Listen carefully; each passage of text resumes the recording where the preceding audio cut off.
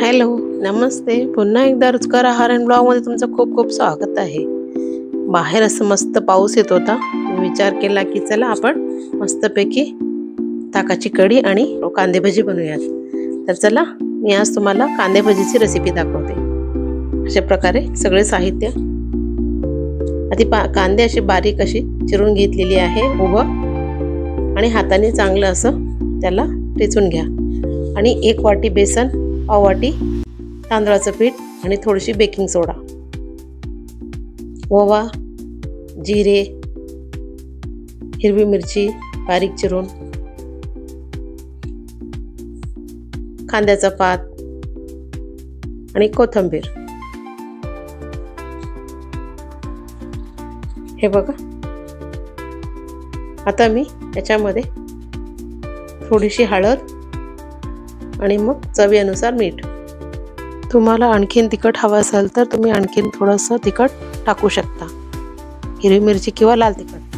मला त्या ताकाच्या कढीसोबत घालायचे आहेत म्हणून मी कमी तिखट त्याच्यात वापरलेली आहे. असं चांगलं मिक्स करून घ्या, एकजीव करून घ्या पीठ असं व्यवस्थित. अशा प्रकारे व्यवस्थित एकजीव करून घ्या. आता झाकण लावून 10 ते 15 मिनिटासाठी ठेवून द्या. हे बघा, कांद्याचं पाणी होतं ते सगळं व्यवस्थित त्याच्यामध्ये पीठ मुरलेलं आहे आपला. जर तुम्हाला असं क्रिस्पी करायचं असलं असं क्रंची, तर पाणी टाकू नका त्याला. आणखीन एकदा व्यवस्थित असं मिक्स करून डायरेक्ट असे तेलामध्ये टाका. नाही, तुम्हाला असं माझ्यासारखं थोडंसं सॉफ्ट हवं असेल तर तुम्ही असं थोडंसं पाणी टाकून पिठाला सगळं एकजीव करून घ्या. हे बघा, अशा प्रकारे. इकडे मी तेल गरम करायला ठेवलेली आहे. हे बघा, असं आपलं मस्तपैकी पीठ तयार झालेलं आहे. हे बघा, अशा प्रकारे व्यवस्थित आपलं पीठ मिक्स झालेलं आहे. तिकडे मी तेल तापायला ठेवलेलं आहे.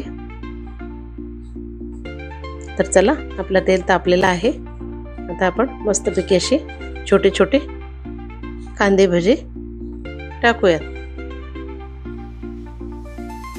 हे बघा, मीडियम हाय फ्लेमवर तुम्ही असे सगळे तळून घ्या. जर तुम्हाला क्रंची हवा असेल आणखीन, तर अजिबात त्याच्यात पाणीचा वापर करू नका. जर अगदी जास्त असं कोरडं वाटायला लागलं पीठ, तर थोडीशी असं पाणीचं चिंका मारा त्याला. हे बघा, असे आपले सगळे असे कांदे भजी.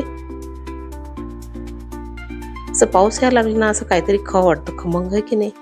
तर मी असं ताकाची कढी केली होती मस्तपैकी. त्या ताकाच्या कढीसोबत कांदे भजी आणि इंद्रायणी तांदळाचं भात. हे बघा, असे सगळे व्यवस्थित असे तळून घ्या. कांदे भजी कोणाकोणाला आवडतात मला कमेंट बॉक्समध्ये कळवा. आणि हा, नवीन कोणी असेल तर माझ्या चॅनलवर सबस्क्राईब करायला विसरू नका. लाईक, शेअर, कमेंट आणि सबस्क्राईब करून घ्या. हे बघा, राहिलेले देखील त्याच प्रकारे मी सगळी भजी तळून घेते. सगळे गरम गरम तळायला लागले ना, सगळ्यांनी आवडीने खाल्ले. त्यामुळे इव्हन दाखवायला सुद्धा तिथे जास्त राहिलेले नव्हते मला, तुम्हाला व्हिडिओ दाखवायला सुद्धा. तर बघा, असे व्यवस्थित आपले भजी तळून झालेले आहेत. गोल्डन ब्राऊन होईपर्यंत असं तळून घ्या. हे बघा, अशा प्रकारे. तर माझी ही भजीची रेसिपी तुम्हाला कसं वाटलं मला नक्की कमेंट बॉक्समध्ये कळवा. थँक्यू.